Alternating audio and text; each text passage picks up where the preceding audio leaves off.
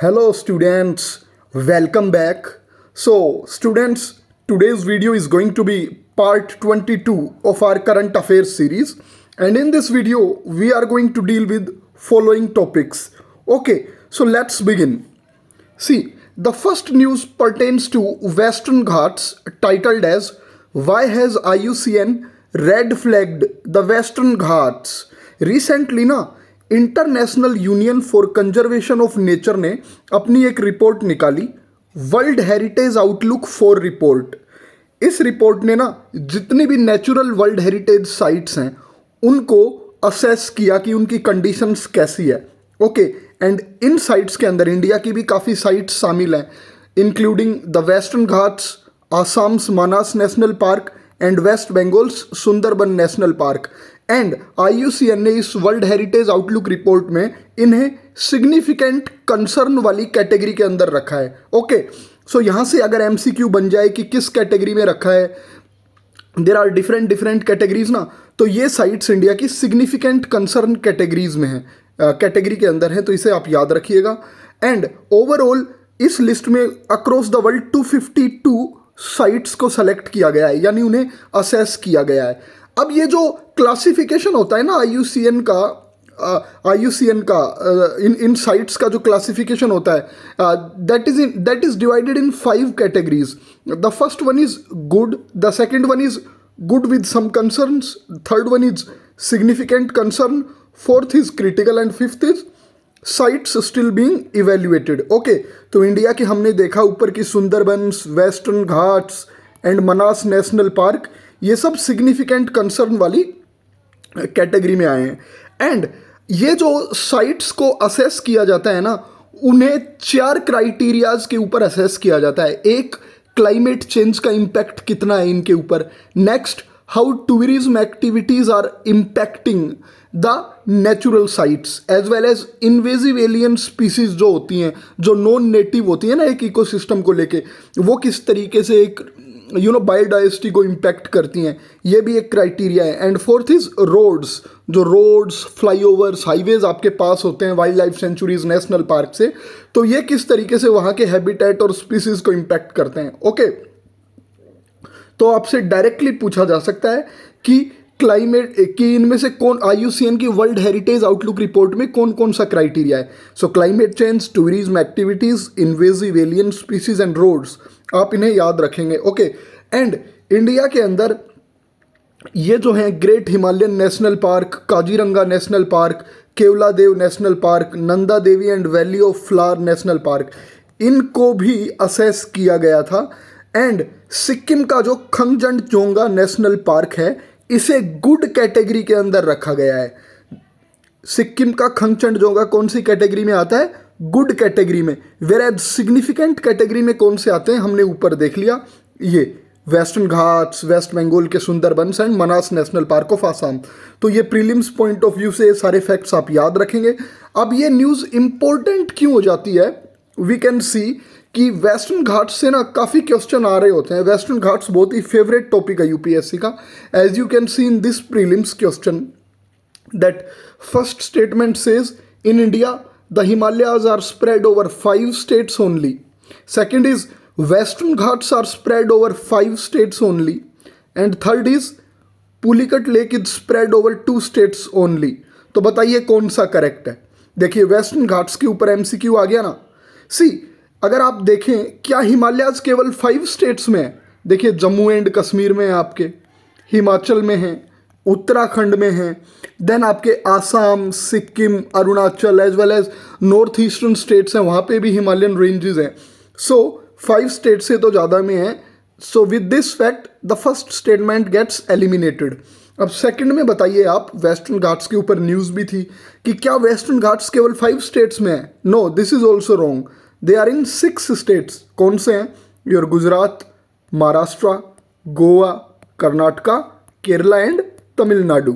Okay, तो third option is correct. So आप answer होगा B, 3 ओनली। ये MCQ करवाने का कोर ऑब्जेक्टिव है, आपको ये बताना कि न्यूज़ से रिलेट करके आपको बताना कि कैसे कोई भी टॉपिक इंपॉर्टेंट हो जाता है। देखिए वेस्टर्न घाट से उसने ऑलरेडी क्वेश्चन पूछा हुआ है।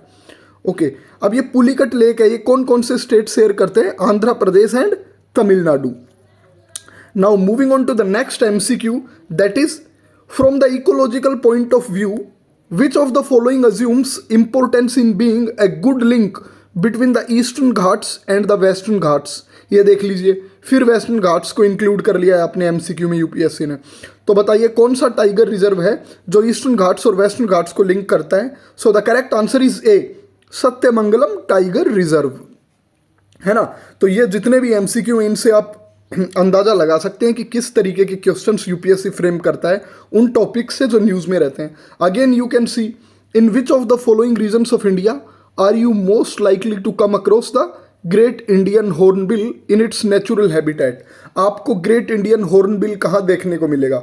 Sand deserts of north west India, higher Himalayas of J and K, salt marshes of western Gujarat और Western Ghats. So the correct answer is D, Western Ghats. तो ये तीनों एमसीक्यूज ने हमें सिखाया कि किस तरीके से कोई भी जो चीज़ है जो वेस्टर्न घाट से जुड़ी हुई है, कोई भी जो न्यूज़ है, करंट अफेयर्स है, that is of utmost importance from prelims perspective. Now moving on to the next news, that is related to urban forestry, irony of urban forestry. ये देखिए, ये न्यूज़ काफ़ी इंपॉर्टेंट है, काफ़ी अच्छे फैक्ट्स हैं इसके अंदर। देखिए, नॉर्मली जब पोल्यूशन बढ़ता है ना, तो नॉर्मली क्या कहा जाता है? दैट प्लांट ट्रीज, एफोरेस्टेशन करिए, पेड़ लगाइए। बट रिसेंटली रिसर्चर्स ने ये बताया है कि कुछ ट्रीज जो हम प्लांट करते हैं ना, उनकी वजह से पोल्यूशन भी हो रहा है। वो है, हो कैसे रहा है? बिकॉज आप देखेंगे जैसे हाई पोल्यूशन जोन्स में जहां आप ट्री लगाते हैं ना, तो वो ट्रीज ना केमिकल्स रिलीज करते हैं, ट्रीज भी केमिकल्स रिलीज करते हैं। और ये ट्रीज के जो केमिकल्स हैं, ये केमिकल रिएक्शन करते हैं किनके साथ? पोल्यूटेंट्स के साथ। इससे क्या होता है? पोल्यूशन और एग्रेवेट हो जाता है। So this is urban green irony. अब यहाँ आप देखिए कि जैसे कुछ ट्रीज हैं, लगभग मोस्ट ऑफ द ट्रीज वो ना ऐसे कंपाउंड्स रिलीज करते हैं, कोल्ड एज टर्पीन्स, आइसोप्रीन, मोनोटर्पीन्स, है ना। These compounds provide freshness, fresh air आती है ना, आसपास फ्रेश माहौल रखते हैं। बट जब ये same compounds terpenes, monoterpenes and isoprene react करते हैं ना आपके नाइट्रोजन ऑक्साइड्स के साथ, वोलेटाइल ऑर्गेनिक कंपाउंड्स के साथ, तो वो क्या करते हैं? फ्रेशनेस प्रोवाइड करने की बजाय ये एटमॉस्फेयर को और ज़्यादा पोल्यूटेड करते हैं। सो इससे ना ज़्यादा मतलब पोल्यूशन और बढ़ जाता है। So it is basically N irony कि देखिए, पेड़ लगाने से केवल पोल्यूशन कम ही नहीं हो रहा, कुछ कंपाउंड्स के केमिकल रिएक्शन जब हो रहा है तो पोल्यूशन बढ़ भी रहा है। नाउ यू कैन सी कि इंडियन सिटीज़ में mango trees, eucalyptus, white mulberry and karanji, Indian beech, ये ट्रीज प्लांट किए जाते हैं। बट ये ट्रीज ना रिएक्टिव कंपाउंड्स रिलीज करते हैं इन ए लार्ज क्वांटिटी, और फिर जब वो रिएक्टिव कंपाउंड्स नाइट्रोजन ऑक्साइड और वोलेटाइल ऑर्गेनिक कंपाउंड्स के साथ रिएक्ट करते हैं ना, तो they become pollution amplifiers instead of filters. तो ये सारे फैक्ट आप याद रखेंगे। बहुत ही अच्छी न्यूज़ थी। इन कंपाउंड्स का नाम एज वेल एज ये कैटेगरीज का नाम, यू नेवर नो, आपसे पूछ ले यूपीएससी कि कौन कौन से ट्रीज पोल्यूशन एम्पलीफायर हो सकते हैं, या इनसे निकलने वाले कंपाउंड्स कैसे नाइट्रोजन ऑक्साइड से रिएक्ट करके पोल्यूशन को बढ़ा देते हैं। Now moving on to the next news, that is related to East Timor entry to ASEAN. देखिए, association of South East Asian nations जो है, इसे 1966 में ना बैंकॉक डिक्लेरेशन से एस्टेब्लिश किया गया था, है ना। इसमें 10 मेंबर्स थे। बट रिसेंटली जो है ना, ईस्ट तिमोर, जिसे तिमोर लिस्टे भी कहा जाता है, वो एक नया मेंबर बन गया है एशियान ग्रुपिंग का। सो ईस्ट तिमोर 11th मेंबर है। आपको जो इंपॉर्टेंट फैक्ट याद रखना है वो याद रखना है दैट ईस्ट तिमोर जो है ना, इसने 2011 में अपनी मेंबरशिप के लिए अप्लाई किया था, और लास्ट मेंबर अगर कोई था एशियान को ज्वाइन करने वाला, वो कंबोडिया था इन 1999। ओके, सो 21st सेंचुरी में अगर किसी कंट्री ने ज्वाइन किया है एशियान को, तो वो है तिमोर लिस्टे और ईस्ट तिमोर जिसे आप बोलते हो। तो ये छोटा सा फैक्ट था, आप याद रखेंगे। ओके, ये मैंने बता दिया है। 21st सेंचुरी में तो ईस्ट तिमोर ने एशियान को लॉन्च किया है। इससे पहले जितने भी कंट्रीज हैं जो इसके मेंबर थे, सब ने 20th सेंचुरी यानी 1999 तक इसको ज्वाइन कर लिया था। तो न्यू एंट्री इस तिमोर की हुई है 21st सेंचुरी में। ये छोटा सा फैक्ट आप याद रखेंगे। Now moving on to the next news that is related to UN water convention. See Bangladesh ना recently first South Asian country बन गया है जिसने यूएन वाटर कन्वेंशन को लॉन्च की ज्वाइन कर लिया है। ओके, तो देखते हैं ये कन्वेंशन क्या है एज वेल एज क्या इंडिया इसका मेंबर है या नहीं। सी यूएन वाटर कन्वेंशन को ना आप कन्वेंशन फॉर्मली इसको convention on the protection and use of trans boundary water courses and international lakes भी बोला जाता है। ठीक है ना, यूएन वाटर का फॉर्मल नेम ये है कि ये वो कन्वेंशन है जो ट्रांस बाउंड्री लेक्स और इंटरनेशनल लेक्स को के सस्टेनेबल मैनेजमेंट पे एम्फेसाइज करती है। अब ट्रांस बाउंड्री लेक्स या trans boundary water courses international lakes कौन से लेक्स होते हैं? वो लेक्स होते हैं जिन्हें दो या दो से ज़्यादा कंट्रीज शेयर करते हैं। अब ये यूएन वाटर कन्वेंशन को अडोप्ट कब किया गया था? 1992 में अडोप्ट किया गया था in Helsinki under United Nations Economic Commission for Europe. UN की जो इकोनॉमिक कमीशन है ना यूरोपियन कंट्रीज को लेके, उसने अडोप्ट किया था इसे। एंड किस ऑब्जेक्टिव से? कि ट्रांस बाउंड्री वाटर कोर्सेज और इंटरनेशनल लेक्स को कंजर्व किया जाए, सस्टेनेबली मैनेज किया जाए। ओके, अब आपको जो मेन फैक्ट याद रखना है वो ये है कि ओरिजिनली जो ये वाटर कन्वेंशन है ना, ये केवल यूरोपियन और नॉर्थ अमेरिकन कंट्रीज के लिए अवेलेबल थी। बट 2016 में ना इसे सभी यूएन मेंबर्स के लिए ओपन कर दिया गया। सो अगर स्टेटमेंट में आ जाए कि UN water convention since its adoption ही open to all UN members है, तो वो गलत है। ये ओरिजिनली पहले यूरोप और नॉर्थ अमेरिकन कंट्रीज के लिए थी। 2016 में इसे सभी यूएन मेंबर्स के लिए खोल दिया गया था कि आप भी ज्वाइन कर सकते हो। अब इंडिया का स्टेटस क्या है? सी इंडिया ने यूएन वाटर कन्वेंशन को साइन नहीं कर रखा। India is not a party to the convention. Whereas Bangladesh जो है ना वो फर्स्ट साउथ एशियन कंट्री बन गया है यूएन वाटर कन्वेंशन को ज्वाइन करने के लिए। सो यूपीएससी आपको कंफ्यूज करने के लिए लिख सकता है that India first South Asian country है जिसने यूएन वाटर कन्वेंशन को लॉन्च किया, ज्वाइन किया है। ठीक है ना, तो आप याद रखेंगे इंडिया नहीं है, it is Bangladesh. Now moving on to the next news that is India US defence pact. Students, recently हमने देखा कि इंडिया और यूएस के बीच में तो काफ़ी टैरिफ वॉर चल रहा था, है ना। There was a sharp downturn in their ties because Trump administration imposed heavy tariffs on Indian goods. अब ये जो डिफेंस टाइज है ना, ये दिखाता है कि कंट्री की जो रिलेशनशिप है ना वो they have certain positives also. तो आपको ये याद रखने, प्रीलिम्स में अगर स्टेटमेंट आ जाए ये एक्ट की प्रायोरिटी क्या है। सी आपका जो इंडो पैसिफिक रीजन है उसके अंदर ये पीस और सिक्योरिटी एंश्योर करने की बात करता है।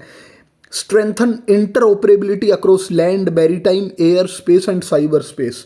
यानी जो इन कंट्रीज़ की फोर्सेस हैं या वो कभी भी एक्सरसाइज करेंगी या इनकी जो स्पेस एजेंसीज हैं वो एक दूसरे से सीखेंगी इंटर ऑपरेबिलिटी की कैसे काम करना है ना, इन स्फेयर्स में। थर्ड इज ये मैरीटाइम सिक्योरिटी और फ्रीडम ऑफ कॉमर्स की बात करते हैं, एज वेल एज कोलेबरेशन बढ़ाने की बात हुई है इस पैक्ट के अंदर कि लाइक माइंडेड पार्टनर्स जो हैं उनके साथ हम कोलेबरेट करेंगे क्वेड प्लेटफॉर्म के जरिए, एज वेल एज एक्सट्रीमिज्म और टेररिज्म जैसी जो वॉयलेंट एक्टिविटीज़ हैं, है ना, विच थ्रेटन ग्लोबल पीस, उनको काउंटर करना है। की एरियाज ऑफ कोऑपरेशन क्या होगा कि मिलिट्री रिस्पॉन्स अच्छा दिया जाएगा अगर कोई थ्रेट या डिजास्टर आता है तो। इंफॉर्मेशन शेयरिंग के ऊपर एम्फेसिस किया गया है, as well as emphasize the pact also emphasizes on capacity building in South and South East Asia and Middle East, Africa and Indian Ocean region. Okay, defence industrial partnership पे भी काफ़ी जोर दिया गया है। Co production of projects, India as logistics and maintenance hub, priority export license approvals.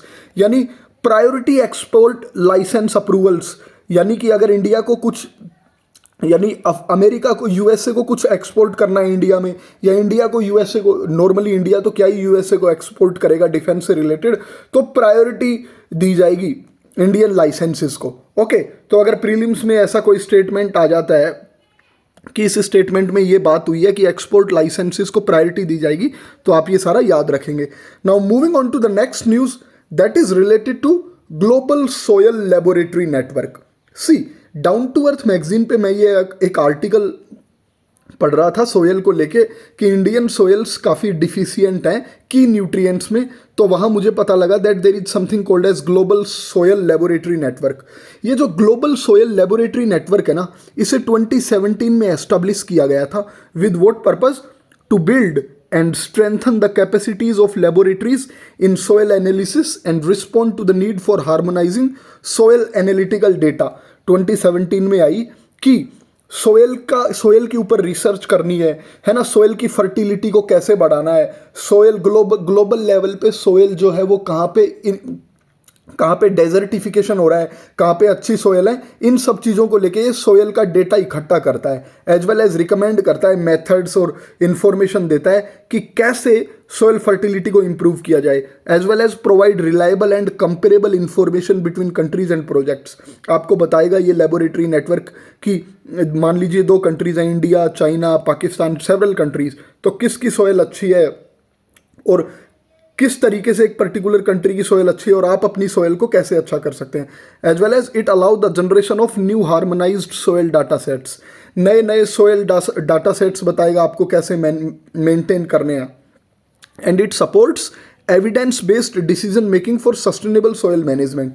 वही बात आ गई कि सोयल की हेल्थ को डिटेरियोरेट होने से रोकने के लिए ये सस्टेनेबल सोयल मैनेजमेंट प्रैक्टिसेस भी रिकमेंड करता है। बट आपको इंपॉर्टेंट याद रखना है, ये 2017 में एस्टेब्लिश किया गया, और किया किसने था, दैट इज, ये याद रखेंगे आप, FAO, food and agriculture organization, food and agriculture organization. अब यूपीएससी स्टेटमेंट में लिख देगा ग्लोबल सोयल लेबोरेटरी नेटवर्क को एस्टैब्लिश किया किसने, वो लिख देगा यूनिसेफ लिख देगा या UNCCD लिख देगा, that united nations convention to combat desertification, उसने एस्टैब्लिश किया इस नेटवर्क को। अब आपको लगेगा हाँ डेजर्टिफिकेशन में तो मिट्टी खराब होती है, तो क्या पता इसी ने ही इस कन्वेंशन के थ्रू इसे एस्टैब्लिश किया गया हो, but no, food and agriculture organisation ने किया है। ओके, तो आपको ये भी याद रखना है, this is mentioned here. Now moving on to the next news that is related to Trishul exercise. Defence की न्यूज है। Over 30,000 personnel participate in exercise Trishul, India's biggest joint military drill. अब ये देखते हैं ये क्या है। देखिए रिसेंटली ना एक्सरसाइज त्रिशूल कंडक्ट की गई इंडिया के अंदर। ये इंडिया की अब तक की ना सबसे largest tri service military drill है, जिसमें Indian army, navy and air force तीनों ने पार्टिसिपेट किया है। एंड नियरली 30,000 पर्सनल और defence personnel participated in it. Okay, तीनों फोर्सेस ने पार्टिसिपेट किया and over 40 aircrafts participated in it. ये तो वही बेसिक बातें हैं, बट ये किस रीजन में कंडक्ट की गई? Rajasthan, Gujarat and North Arabian Sea. इसमें क्या हुआ, ये एक्सरसाइज का इंपॉर्टेंस क्या है, इसके क्या फीचर्स थे, क्या ऑब्जेक्टिव्स थे? इसने तीनों जो हमारी फोर्सेज है उनको बताया कि जॉइंटली अगर काम करेंगे तो कैसे कॉम्बैट करना है अगर प्रॉब्लम्स आती हैं तो, लैंड, सी, एयर डोमेन के अंदर, है ना। आपको सिखाया है इसने कि इंटीग्रेटेड तरीके से कैसे काम करना है, कैसे कोऑर्डिनेट करके चलना है, वही बेसिक बातें हैं। एंड इसने स्ट्रेंथन किया है इंटर एजेंसी कोऑर्डिनेशन कि different agencies, be it your Indian Coast Guard, BSF और बाकी सेंट्रल एजेंसीज हैं, वो कैसे अपना कोऑर्डिनेशन बढ़ाएंगी in times of emergency and exigencies. Okay, अब इसी एक्सरसाइज के तहत, त्रिशूल एक्सरसाइज के तहत एक और सब एक्सरसाइज अरेंज की गई, नेम्ड एज ब्रह्मासिरा एक्सरसाइज। ब्रह्मासिरा, ये जो ब्रह्मासिरा एक्सरसाइज थी ना, ये इंडियन आर्मी की एक्सरसाइज है और इसे इंडियन जो ये त्रिशूल एक्सरसाइज है ना, जॉइंट एक्सरसाइज है, उसी के अंडर इंडियन आर्मी ने लॉन्च किया। तो त्रिशूल तो नेवी, एयरफोर्स और आर्मी तीनों की है, वेरएज ब्रह्मासिरा त्रिशूल की ही सब एक्सरसाइज है जो इंडियन आर्मी की है। वो ऑप्शन में लिख देंगे कि ब्रह्मासिरा जो है वो नेवी की है। नो, अब ये ब्रह्मासिरा हुई कहाँ पे? आपके रण of Kutch and creek sector में, दोनों पास पास ही हैं, है ना। तो इससे क्या हुआ, इस एक्सरसाइज ने किसके ऊपर फोकस किया? सिविल मिलिट्री कोऑर्डिनेशन के ऊपर फोकस किया कि किस तरीके से सिविलियन और जो सिविलियन डोमेन है और मिलिट्री डोमेन है वो दोनों कैसे कोऑर्डिनेट करेंगे एट टाइम्स ऑफ इमरजेंसी। तो ये बेसिक बातें थी इसके अंदर। आपको मेन याद रखना है exercise Brahmasira and exercise Trishul. Now moving on to the next news, that is experts join hands for Ramsar site tag for wetlands in Assam sanctuary. ठीक है, अब आसाम के अंदर कुछ वाइल्ड लाइफ सेंचुरीज हैं, उनको रेमसर साइट का स्टेटस दिलवाना चाहते हैं कुछ वाइल्ड लाइफ प्रोटेगोनिस्ट जो होते हैं, वाइल्ड लाइफ एक्सपर्ट्स होते हैं, तो वो काम कर रहे हैं। तो आपको याद रखना है कि आसाम के अंदर एक ये है रोवमारी एंड दोंदुआ वेटलैंड कॉम्प्लेक्स। ये कहाँ पे है? लाओ खोवा वाइल्ड लाइफ सेंचुरी, जो काजीरंगा टाइगर रिजर्व का ही पार्ट है। तो इस कॉम्प्लेक्स को बात की जा रही है कि इसे ना हम दर्जा दिलाएंगे किस चीज़ का? एक रेमसर साइट स्टेटस का। रेमसर कहाँ पे है? रेमसर एक प्लेस है ईरान के अंदर, इट इज़ इन ईरान। और 1971 में एक कन्वेंशन अडोप्ट की गई थी कि जितनी भी वेटलैंड्स हैं हमें उन्हें कंजर्व करके रखना है ना, बिकॉज वेटलैंड्स को क्या बोला जाता है? इकोसिस्टम की किडनीज ऑफ इकोसिस्टम। तो ये जो रोमवारी डोंडुआ वेटलैंड कॉम्प्लेक्स है, आप याद रखेंगे ये न्यूज़ में क्यों था। ये आसाम के अंदर है एंड ये कौन से टाइगर रिजर्व के अंदर आता है? ये लाइखोवा वाइल्ड लाइफ सेंचुरी के अंदर आता है और काजीरंगा टाइगर रिजर्व के अंदर आता है। आप ये याद रखेंगे। अब ये देखिए, रेमसर साइट ना एक वेटलैंड होती है जो इंटरनेशनल इंपॉर्टेंस की होती है रेमसर कन्वेंशन के तहत। And as I told you, Ramsar convention Ramsar Iran के अंदर साइन हुई थी 1971 में। ये सारी बातें मैंने आपको बता दी है। एंड इम्पोर्टेंट जो एक और फैक्ट आपको याद रखना है वो यहाँ ये याद रखना है कि जो लाइखोवा वाइल्ड लाइफ सेंचुरी है और बुर चापोरी वाइल्ड लाइफ सेंचुरी है, ये कनेक्ट करते हैं काजीरंगा टाइगर रिजर्व और ओरंग नेशनल पार्क को। ठीक है ना, this is your orang national Park and this is your Kaziranga tiger reserve. तो ये क्या है? लाइखोवा और बुरा चोपड़ी जो है ना, लाइखोवा वाइल्ड लाइफ सेंचुरी एंड बुर चोपड़ी वाइल्ड लाइफ सेंचुरी, ये इन दोनों को कनेक्ट करते हैं। As you can read here, Laokhowa and the adjoining Burachapori wildlife sanctuaries function as connectivity corridors between Kaziranga tiger reserve and Orang national parks. तो सिंपल एमसीक्यू पूछ लिया जाए कि अगर आप काजीरंगा टाइगर रिजर्व से ओरंग नेशनल पार्क जाएंगे तो you will pass through which two wildlife sanctuaries. ऐसे अतरंगी एमसीक्यूज पूछे हैं यूपीएससी ने प्रीलिम्स के, अगर आप क्वेश्चंस को एनालाइज करेंगे ना तो आप याद रखेंगे इनका नाम। सो with this today's video comes to an end students, so kindly share the video, like the video and comment करके बताइए। So have a good day and thank you friends.